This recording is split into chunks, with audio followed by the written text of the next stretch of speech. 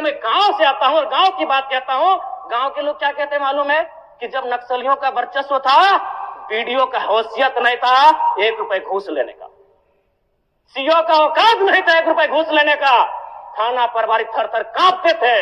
यानी आम व्यक्ति आज भी अगर गोलियां खा रहे नक्सल के नाम पर, तो कारण आपका सिस्टम फेल है अध्यक्ष महोदय, इसको स्वीकारिए और नहीं तो पढ़िए झारखंड सरकार, झारखंड राज्य की गृह कार्य आपदा विभाग की रिपोर्ट, जिसमें ये कोई पुरानी रिपोर्ट नहीं है अध्यक्ष महोदय, ये 2024 26 तारीख 12वां महीना। कागज भिजवा दीजिए, कागज भिजवा दीजिए। 12वां समय हो गया है, सरकार का उत्तर होना मैडम, है। मंत्री मैडम बाधित ना करें, ये 12वां महीना की रिपोर्ट है अध्यक्ष महोदय। मैडम जी, एक मिनट चाहते हैं क्या? जी नहीं, आप नहीं, आप क्या कहना चाहते हैं? मैं ये कहना चाहता हूँ, व्यवस्था में आपको व्यवस्था में रहकर चीजों को व्यवस्थित करना होगा। आप इस राज्य को नक्सल की ओर नहीं ढकेल सकते अध्यक्ष महोदय। ये आप क्या कह रहे हैं अध्यक्ष महोदय? जयराम जी, कागज भिजवा दीजिए, कागज भिजवा। मेरा कहना यह है कि एक आम व्यक्ति क्यों, मैं कह रहा हूं या संवैधानिक लोग हैं, मैं प्रशंसा कर रहा हूं सरकार की।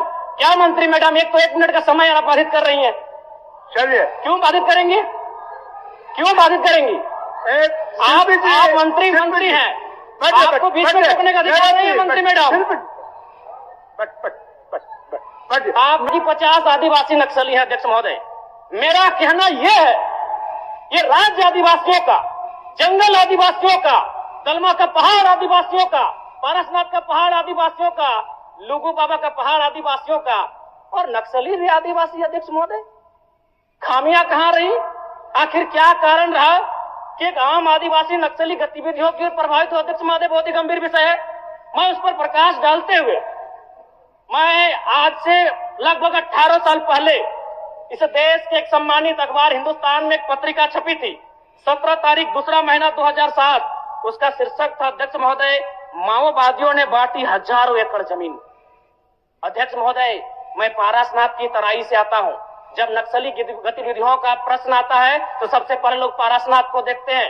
आज गांव में लोग क्या कहते हैं मालूम है अध्यक्ष महोदय, कि 1990-95 में, मैं पुनः कहूंगा, मैं नक्सलियों का समर्थन नहीं करता हूं, उन्हें असंवैधानिक मानता हूं, उन पे कार्रवाई होनी चाहिए। लेकिन बोलिए जयराम जी, आपका सूचना ले लिए हम लोग। कंफ्यूज हो रहा है, डिस्टर्ब हो रहा है आवाज, बोल सको। चलिए।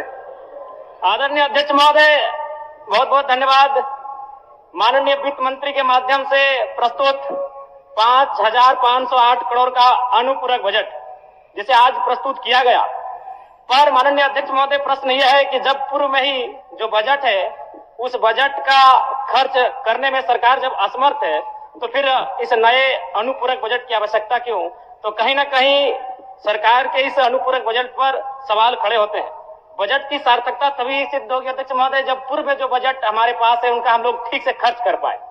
अध्यक्ष महोदय, इस बजट को, चूंकि मूल बजट भी 2 दिनों में प्रस्तुत किया जाएगा, इस राज्य के किसान, छात्र, नौजवान बड़ी आशा से देख रहे हैं, और अध्ययन करने के बाद ये मालूम होता है अध्यक्ष महोदय कि किसान का जो बजट है उसमें 1/4 खर्च कर पाने में हमारी सरकार सक्षम है। तो ऐसे में उम्मीद रखते हैं कि जब मूल बजट प्रस्तुत हो उस समय इस प्रकार की दुविधाएं ना हो अध्यक्ष महोदय।